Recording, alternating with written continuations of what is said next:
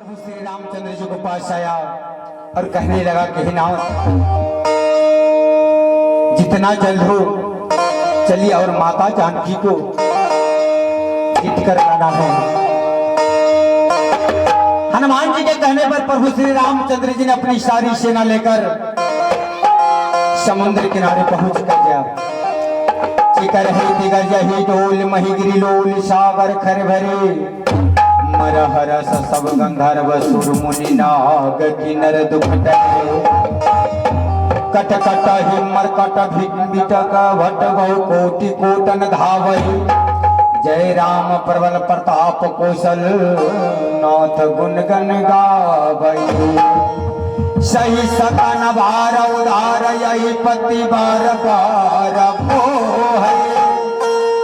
दसन पुनि पुनि कमठ पुष्ट कठोर सोगी रघुवीर रुचिन प्रयाण प्रस्थिति जानी परम सुहावने जन कमठ खरफर सर्वराज जो खिलत अभी चल पावनी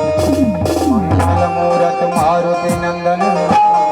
सकलय मंगल यही विधि जाए कृपा निधे उतरे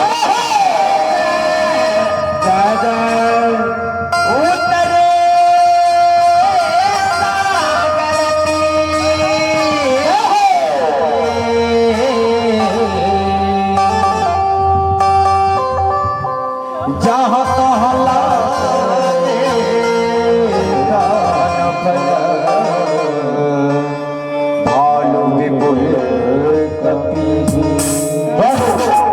यही विधि जाई कृपा निधि